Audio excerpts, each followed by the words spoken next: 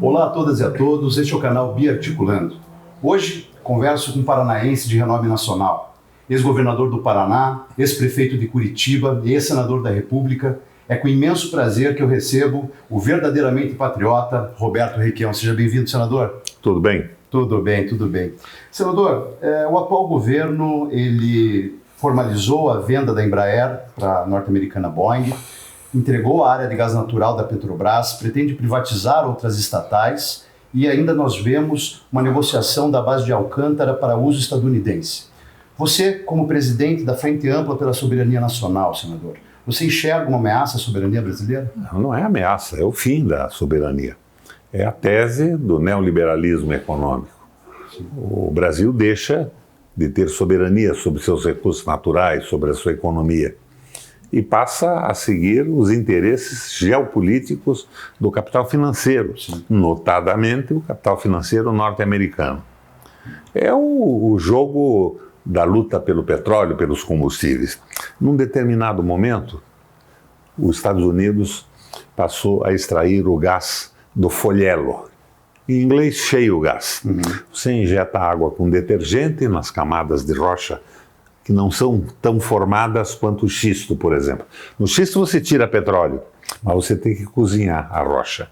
No folhelo não, você injeta água com detergente e o gás sobe e é capturado e é liquefeito. E o gás folhelo fez com que os Estados Unidos, num determinado momento, jogasse o preço do petróleo lá para o chão. O petróleo que esteve a $140 o Brent, o barril padrão da extração do petróleo no mundo, passou a significar $20. Agora, as empresas como a Petrobras, por exemplo, expandiram o seu refino e se endividaram em dólar. Quando o petróleo cai de 140 para $20, elas ficaram praticamente insolventes.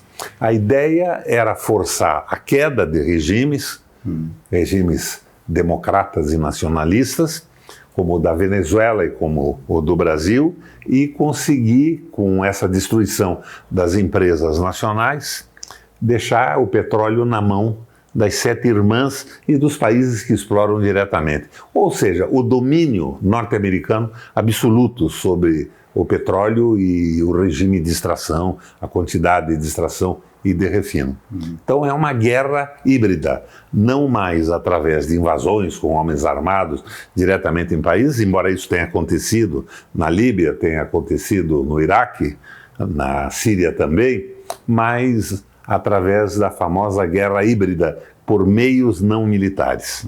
Então nós estamos sofrendo esse processo. É o entreguismo absoluto, e o que me deixa pasmo é o conhecimento meu e de todo mundo hoje que o Exército Brasileiro participou disso. Parece que o nosso Exército não é mais aquele antigo Exército que defendia os interesses soberanos do Brasil, os objetivos nacionais permanentes, que estavam inclusive contidos na nossa Constituição.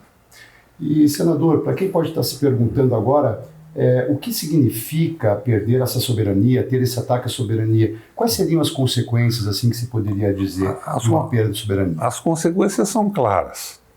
Nós passamos a ser uma potência de segunda ou terceira categoria. Quem não comanda o seu petróleo não comanda de forma absoluta o desenvolvimento econômico no mundo hoje ainda. Talvez um dia esse tipo de energia possa ser superado, mas está muito longe de superação hoje. E nós estaríamos submetidos ao capital, principalmente ao capital financeiro. Para você ter uma ideia da guerra que se faz contra essa proposta de destruição de países soberanos, o líder da crítica à acumulação do capital e à financiarização da economia no mundo é um sujeito argentino que chama-se Francisco Bergoglio. É o nosso Papa Francisco. Então, a principal liderança contra essa financiarização, concentração de renda e exclusão de massas populares como objetos, instrumentos do trabalho, tem a oposição mais clara no planeta hoje, na voz do Papa Francisco. Isso aí. E, senador, o mundo está vivendo uma crise relativa à queda dos preços do petróleo, a desentendimentos das nações produtoras e também do coronavírus. Aqui no Brasil, o Ministério da Economia está tentando pressionar o Congresso para votar, né, pautas de seu interesse. Entre elas está a autonomia do Banco Central. Como que o senhor avalia essa medida e o que está em jogo com isso? Se a autonomia do Banco Central fosse estabelecida no país, com os outros projetos listados pelo Guedes e apresentados ao Maia, não precisávamos eleger um presidente da República mais. O poder absoluto ficaria na mão do capital financeiro. A autonomia do Banco Central é o fim do processo democrático e o estabelecimento da visão liberal de uma forma absoluta, mas liberal comandada pelos donos do dinheiro, o interesse dos banqueiros, que, aliás, é o que acontece no Brasil hoje. Todas as propostas econômicas do Guedes e do Ministério do Bolsonaro se dirigem ao enfraquecimento da estrutura democrática do Brasil e à nossa adesão absoluta aos interesses do capital financeiro e, fundamentalmente, dos Estados Unidos. Sim. E, Requião, para além do modelo privatista, né, como que você analisa o governo federal e a sua equipe ministerial? A equipe é ridícula. É uma equipe, parece um plenário e picadeiro de circo, completamente desinformados. E o próprio Guedes é um economista liberal, neoliberal, e nunca escreveu um livro, nunca teve uma tese importante sobre o funcionamento da economia no mundo. Ele é um servo do interesse do capital financeiro comandando a economia brasileira, enquanto o Bolsonaro, como um palhaço de circo, anima com as suas besteiras a população, ele propõe o fim da estrutura econômica brasileira. Sim. O presidente e a cúpula militar também estão endossando essa manifestação do dia 15 de março, que tem alvos como o Congresso Nacional e como o STF. A realidade, senador, a nossa democracia ela está em risco? Eu acho que a democracia no Brasil não está funcionando. E os militares é que me causam estupefação. É lamentável. Eu, por exemplo, conheci quando menino o atualmente famoso general Heleno. O general Heleno é filho de uma prima da minha mãe, uma senhora aparentada com a minha mãe, e morou na Vicente Machado, num casarão que tinha na frente da nossa casa, que meu pai alugava ali 4 apartamentos. O pai do general Heleno era um coronel do Exército Brasileiro, sujeito porreta, era o meu ídolo na infância. E eu achei que o Heleno, a gente chamava ele de Gugu, o Heleno tinha seguido os caminhos do pai. Eu cheguei, num determinado momento, a sugerir que o governo brasileiro pensasse no Heleno como ministro da Defesa. Mas depois surgiu à luz o fato de que no governo anterior, um dos governos anteriores militares, ele era o chefe de gabinete do Frota, na tentativa do golpe e tudo isso. Daí afastaram o Heleno. Daí o Heleno foi tomar conta da Amazônia, comandante da Amazônia. Ele contestava a independência da Raposa Serra do Sol. Ele não estava errado. Aquela independência da estrutura da Raposa Serra do Sol podia possibilitar o deslocamento de toda aquela estrutura do Brasil para um outro país, com uma tese levada internacionalmente de que os índios constituíam um país diferente num território diferente. As razões dele não eram ruins. Mas, de repente, eu vejo o Heleno apoiando o Bolsonaro e dizendo que a Terra é plana. Daí eu não sei o que aconteceu com o Heleno nos anos em que eu não tive contato, que foram muitos. Ele morava lá praticamente conosco, era quase como uma espécie de um irmão, porque estavam no mesmo jardim, brincando, no mesmo espaço físico, frequentávamos as mesmas festas até 11, 12 anos. Depois eu perdi o contato com ele. Agora, é de uma bobajada, né, para não dizer uma boçalidade, inacreditável. O terraplanismo e a defesa, não do Brasil, mas a defesa dos Estados Unidos, essa vassalagem ao Trump. Hoje nós temos um oficial brasileiro, um general brasileiro, que é subordinado no Exército de Defesa do Cone Sul a um oficial americano. É absolutamente ridículo o que está acontecendo. Eles entraram de cabeça nesse liberalismo econômico no fim da existência do Brasil como país soberano. E jogando o jogo do capital financeiro, estão praticamente escravizando a população e impedindo o desenvolvimento econômico. Salvaram a Boeing vendendo a Embraer. A Boeing estava falida depois da queda dos 737, né? Como é que era o nome daquele avião? Max. Eu inclusive viajei naquele troço para os Estados Unidos no começo do ano passado. Mas salvaram a Boeing entregando a principal concorrente dessa aviação média. Sim. Mas será, senador, que um homem como o general Heleno, ele muda as suas visões ou isso faz parte do jogo de interesse? Eu acho que o exército brasileiro perdeu os grandes nacionalistas. Quem acabou com isso talvez tenha sido o Castelo Branco. O Castelo Branco reduziu o prazo do generalato para no máximo 4 anos. Então aqueles generais que se formavam como liderança, que estudavam o Brasil, o mundo desapareceram. E eu vejo hoje que o nosso exército se transformou num sindicato. Tem general à vontade, né? Todo coronel reformado passa a receber como general. Tem 500 e tantos generais no Brasil, tem um número de acima de 100 na ativa. Sim. E eles não têm mais a formação que tinham anteriormente. São prepostos os interesses dos Estados Unidos, pelo menos os que estão fazendo parte do governo Bolsonaro hoje. Sim. E, senador, o governo federal ele vem impondo a agenda neoliberal a galope, né?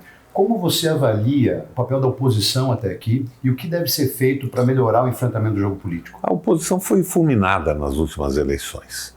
O número de deputados novos, na verdade não são novos deputados, são pessoas absolutamente sem consciência política da economia e entraram lá com o símbolo e a marca da novidade e estão lá funcionando da forma mais tradicional e sólida possível.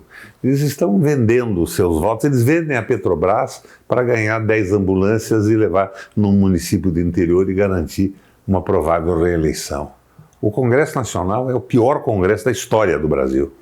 E nós tivemos, em função do trabalho da Rede Globo, dos interesses norte-americanos que chegaram a grampear o telefone da presidente Dilma, nós tivemos uma virada impressionante. Por exemplo, eu, na última eleição, no dia 7, era tido como o senador mais votado proporcionalmente ao número de eleitores do seu estado do Brasil. O nosso tracking, nossa pesquisa diária, me dava entre 35% e 55%. Eu pedi a eleição para o Flávio Arnes e para o Oriovisto Guimarães. O Oriovisto Guimarães estava morando na Alemanha, ele estava casado com uma alemã e morando na Alemanha. E era, no passado, até um colaborador de campanhas eleitorais minhas. Fez o Colégio Positivo, que era bem interessante, mas não tinha nenhuma participação no sentido do interesse público, da afirmação nacional. Acabou senador da República com uma votação surpreendente da noite para o dia. Mas isso aconteceu no Brasil todo, não foi só aqui. Houve uma virada provocada pela desmoralização da política e dos políticos em cima da corrupção que existia e continua existindo e é endêmica no Brasil, exposta pela Globo, mas articulada pelo Sérgio Moro com uma punição dirigida somente aos nacionalistas, aos progressistas. Você veja que até hoje o Fernando Henrique está solto, o Aécio Neves está solto, esse pessoal todo sequer está sendo processado e os seus crimes estão prescrevendo porque não foram levantados a tempo hábil conforme a nossa legislação. É uma verdadeira loucura o que essa gente fez no Brasil. Então o que eu vejo, eles estavam a serviço da CIA, dos interesses norte-americanos, não a serviço do fim da corrupção no Brasil. Sim.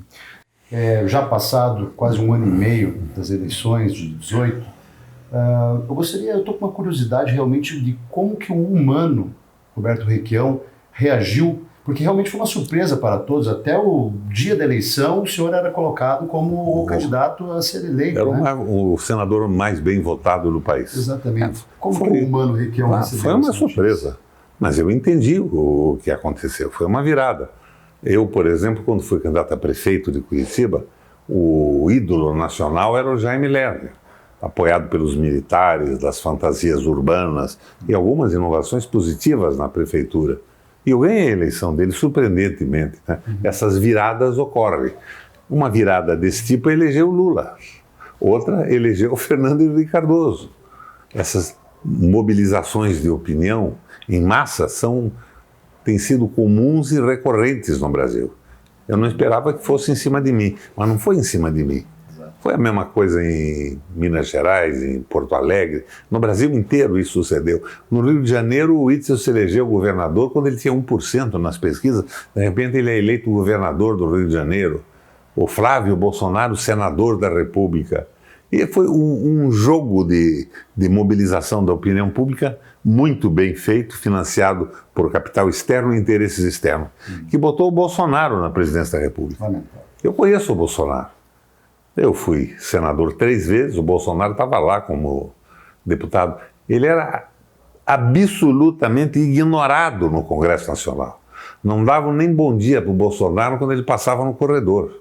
E vira presidente da República, com essas teses amalucadas, promovido pela Globo e pela absoluta falta de apresentação pessoal no processo eleitoral.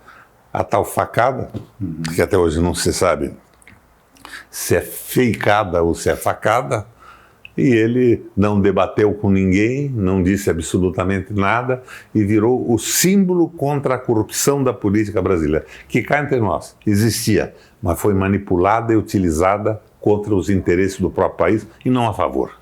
E mais do que isso também, não só contra a narrativa da corrupção, mas a narrativa em si da antipolítica, né, senador? E eu queria entender quais foram os erros que levaram a essa tão grande força da narrativa da antipolítica. E como a gente deve fazer para conquistar ou reconquistar a população? Eu acho que a corrupção era endêmica no Brasil. Era endêmica. O pessoal, eu senti isso, fui governador 3 vezes, senti o que queriam os deputados, os grupos de interesse econômico, eu resisti a tudo isso. Mas ela foi manipulada para criar a figura da criminalização da política e da participação. Entregar isso a quem? Quem manda no Brasil hoje é o Guedes. E o Guedes representa aqui o interesse dos bancos. Então se fala hoje, Banco Central Independente, aí não precisa mais de governo na República. É o que o Guedes quer fazer, votar no Congresso Nacional. Não precisa nem eleição. O Banco Central comanda tudo. E ele defende única e exclusivamente o interesse do capital financeiro. Nenhuma preocupação com o país, nenhuma sensibilidade com os problemas da saúde, da educação, do emprego. É única e exclusivamente os interesses do capital financeiro, subordinado aos interesses do capital financeiro, basicamente norte-americano, que é o grande capital no mundo hoje. Senador, e por fim, não podemos deixar de falar do nosso estado na gestão do nosso governador Ratinho Júnior e da nossa cidade na gestão do prefeito Rafael Greca. Queria saber de você, as prioridades desses 2 governos estão bem postas ou não? Eu acho, com toda clareza, a prioridade dos 2 era ser prefeito e governador. Sim. Prioridade absoluta. O Ratinho é uma ausência de governo, não há nada, não tenho o que criticar. Ele não faz rigorosamente nada. E o Rafael está repetindo a política que ele viveu com o Lerner. É falta de sensibilidade social. Mas ele tem alguma competência técnica no governo. Ele está mandando recapar estradas. Você pega, por exemplo, as pessoas que se colocam aí como candidatos da oposição, nem isso eles fazem e se propõem a fazer. Ele está correndo sozinho por uma incompetência absoluta dos seus adversários. Ora, o Rafael não tem sensibilidade social, não é? Ele vai naquele jogo folclórico, canta o hino de Curitiba, dança balé na rua, mas não é exatamente movido por uma sensibilidade social. Mas eu vejo que, conforme estão se apresentando os candidatos, o Rafael pelo menos saberia o que fazer. E nós estamos vendo alguns que querem ser prefeitos de Curitiba e não têm ideia do que é uma prefeitura. Eu acho o Rafael inadequado. Nós tínhamos que ter um prefeito que entendesse o que é uma cidade, que é uma máquina de viver, né?